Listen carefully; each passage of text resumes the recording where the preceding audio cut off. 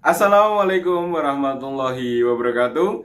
Perkenalkan, nama saya Falih Ahnaf Rafgianta dengan NIM B133743712434 dari kelas 1E Prodi D3 Reka Medis dan Informasi Kesehatan Poltekkes Kemenkes Semarang kelas Kendal. Di era digital seperti sekarang, transformasi teknologi telah merambah berbagai bidang, termasuk kesehatan. Salah satu inovasi yang semakin berkembang adalah telemedicine, yaitu layanan kesehatan jarak jauh yang memanfaatkan teknologi informasi dan komunikasi. Tapi, mengapa telemedicine menjadi begitu penting bagi Indonesia? Indonesia adalah negara kepulauan dengan ribuan pulau. Tak semua masyarakat memiliki akses mudah ke fasilitas kesehatan. Apalagi saat pandemi COVID-19 kemarin, kebutuhan layanan medis tanpa tatap muka menjadi sangat mendesak. Dari sinilah telemedicine hadir sebagai solusi.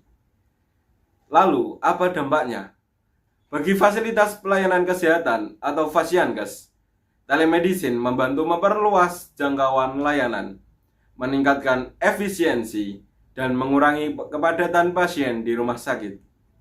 Bagi tenaga medis, sistem ini memberi fleksibilitas dalam praktik, sekaligus menuntut mereka untuk melek teknologi.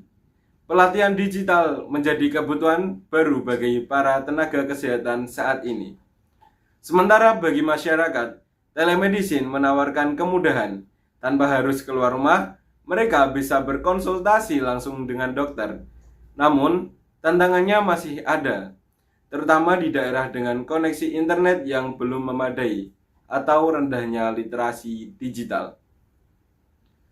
Tentu, penerapan telemedicine tidak semudah membalikkan telapak tangan.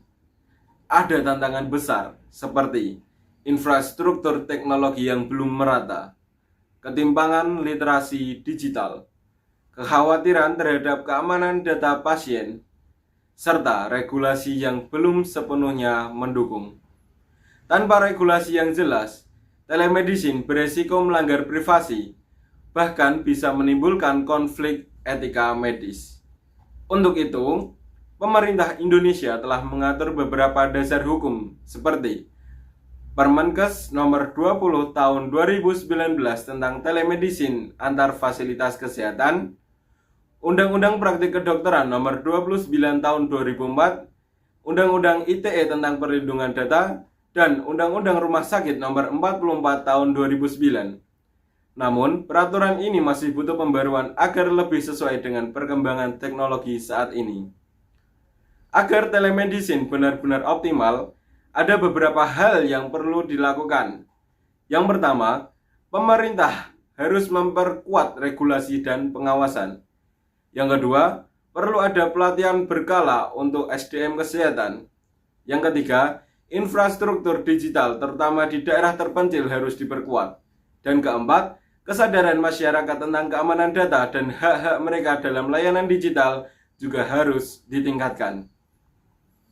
Kesimpulannya, telemedicine bukan hanya soal teknologi, tapi juga soal keadilan akses, kualitas pelayanan, dan perlindungan hak pasien. Dengan dukungan regulasi, SDM, dan infrastruktur yang tepat, telemedicine bisa menjadi masa depan layanan bagi kesehatan Indonesia yang lebih baik. Materi yang telah saya sampaikan saya ambil dari jurnal dengan judul Telemedicine sebagai bentuk digitalisasi pelayanan kesehatan di Indonesia oleh Milza Syafira Khaironi pada tahun 2023 yang mencakup berbagai literatur ilmiah terkait telemedicine, kebijakan kesehatan nasional, serta studi dari berbagai negara lain. Sekian dari saya, terima kasih telah menonton video ini hingga selesai. Wassalamualaikum warahmatullahi wabarakatuh.